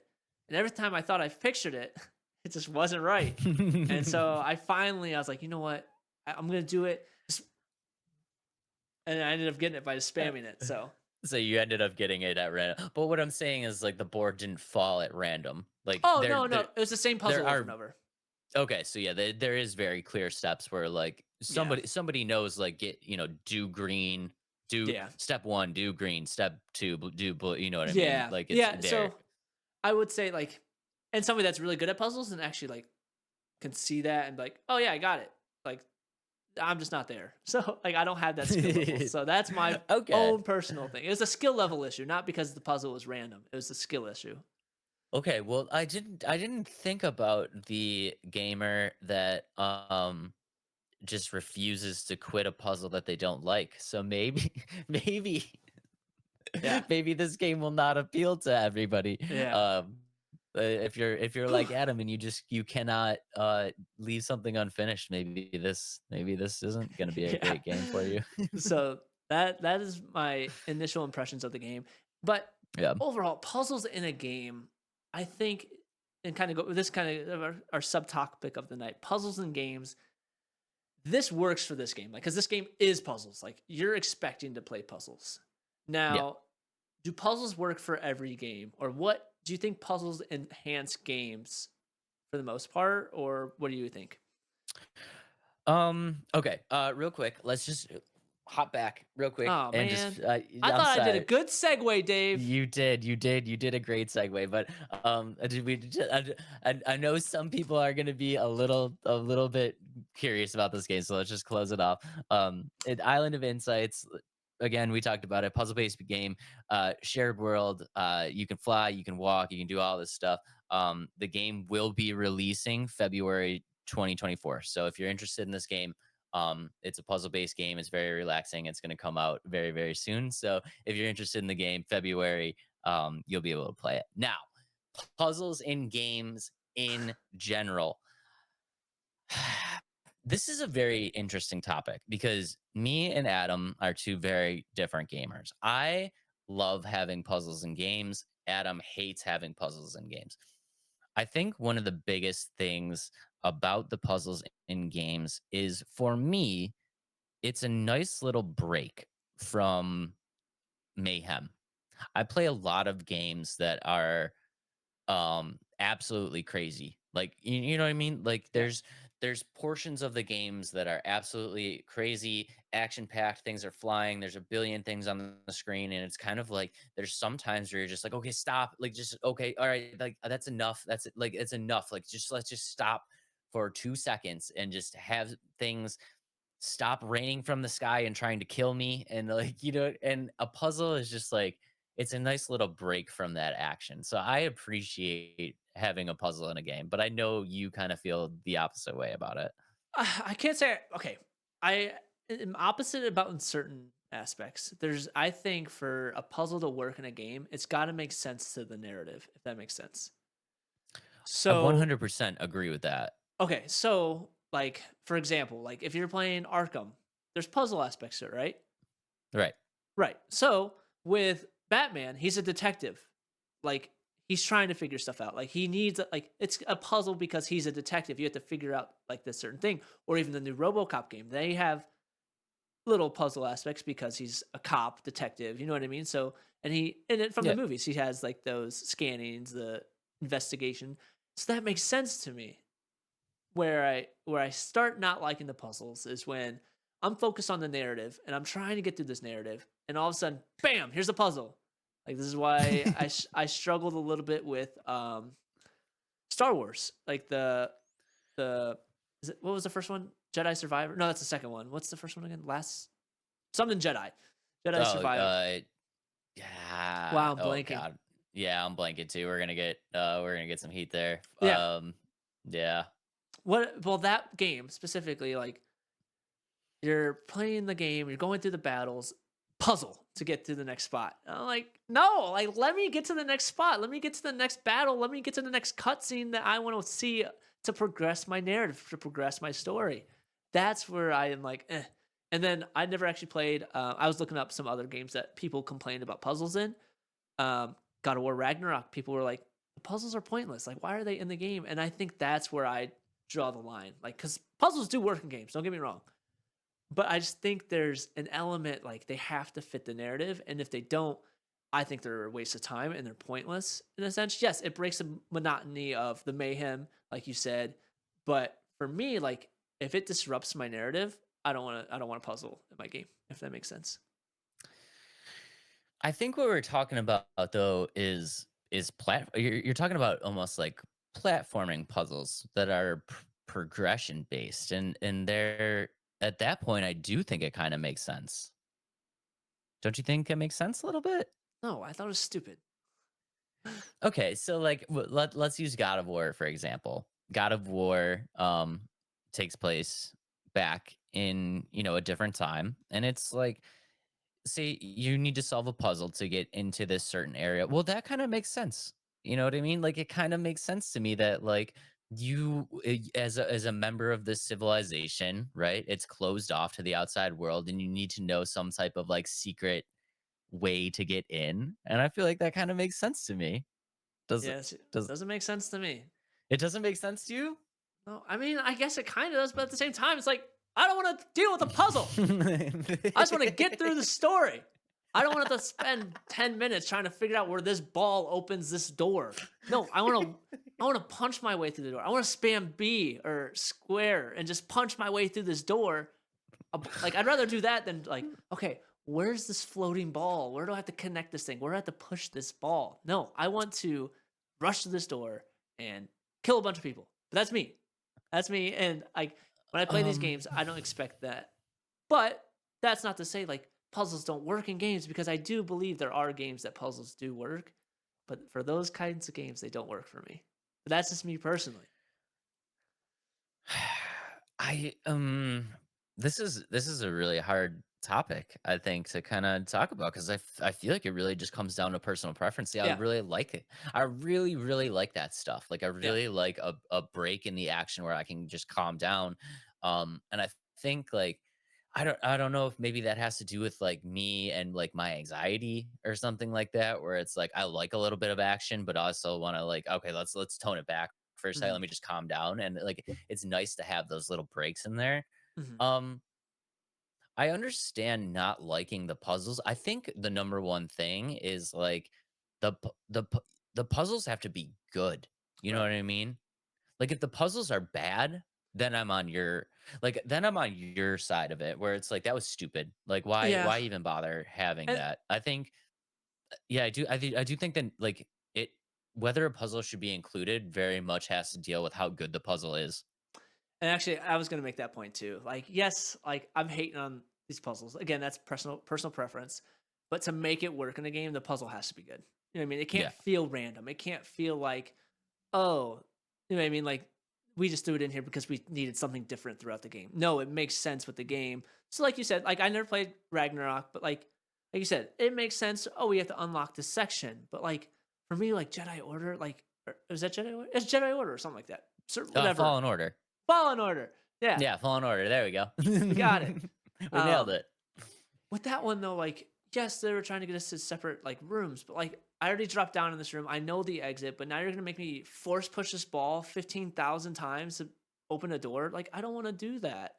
I mean, that to me, that's pointless. Again, that's me personally, because like I just think it took away from the story driven part of the game. Again, I know this is like it's a key element of that game because it's like that Souls like I'm gonna put it out there. Like there's those puzzle bases in those types of games, and that's not the Yep. type of game for me.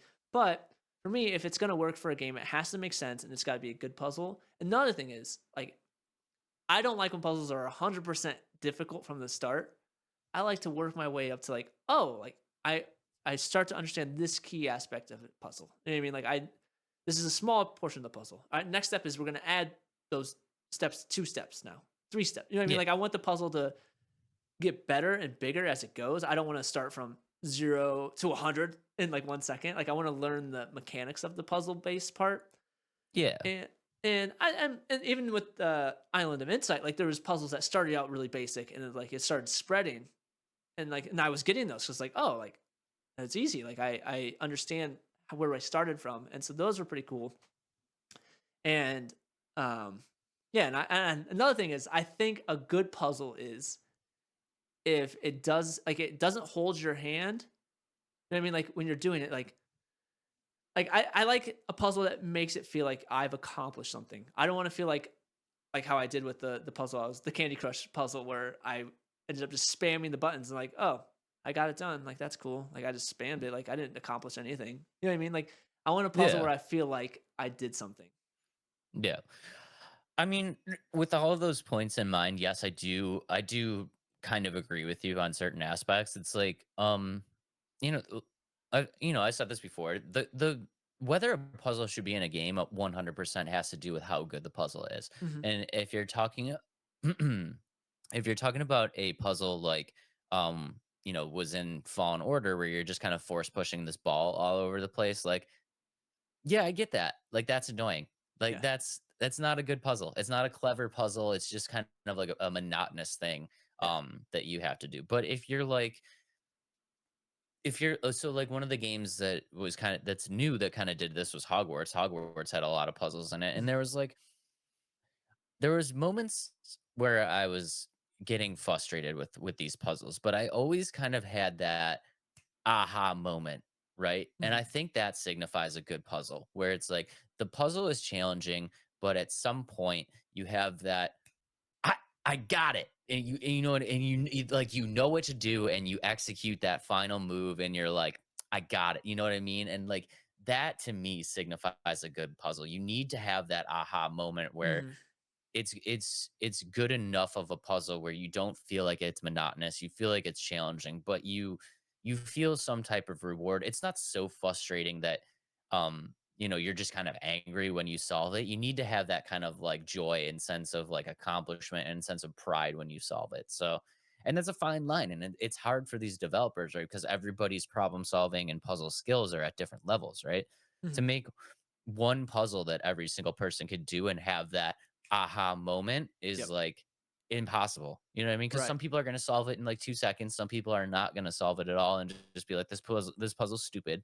And then like, I don't know. It's really, really tough. It's Is it? really, really, really tough. Yeah, I think, like you said, it comes at the end of the day. This is a personal preference thing. You know what I mean? Like you love puzzles and games, and I don't. And that's like it's even to the topic of like, there's games I like, there's games you don't like. You know what I mean? And I think it all just comes down to personal preference. But there's elements of game or elements of puzzles that make a game good, or like games that have good puzzles, I should say. Yeah, there's definitely elements. And I think kind of one of the key takeaways here is like, if you're going to include puzzles in the game, um, don't make them monotonous and if you're going to include puzzles in a game, make it have a purpose. You know what I Yeah. mean? Like it has to be like meaningful, like Adam said, make it follow the narrative, make it challenging, but don't make it ridiculous. And it Yeah. needs to just look at like your general kind of player base and like try to figure out what skill level of puzzle solving is kind of like an average and Mhm. make it so that it has that aha moment for your average player because it is rewarding when you solve a puzzle. Like i I know people hated this, like Zelda Breath of the Wild, like the Mhm. tombs, all the tombs in Zelda Breath of the Wild, people hated that they had to do those.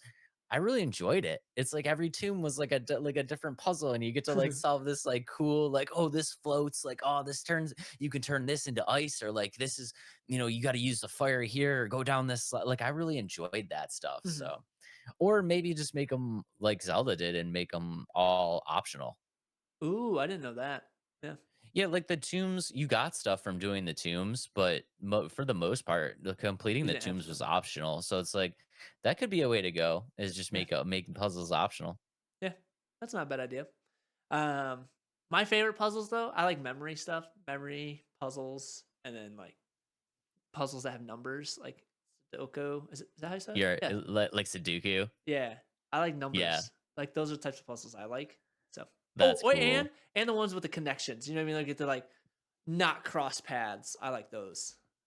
Oh yeah, those are cool Yeah, puzzles too. yeah. Really love like a good platforming puzzle. Like but I think some of the best in my opinion is like the Tomb Raider series where you're Mm, kind of like you have to like kind of interact with the environment in certain ways, and it's like you have to kind of manipulate the environment. And Hogwarts was great at this where it's like you kind of have to, oh, I have to get to this spot and move this platform around and then kind of like advance up this tier of stuff. I really like mhm. environmental kind of like platforming puzzles, but I got you. I I know got you. agree to disagree. Adam is not the hugest puzzle fan in games. I actually really like it.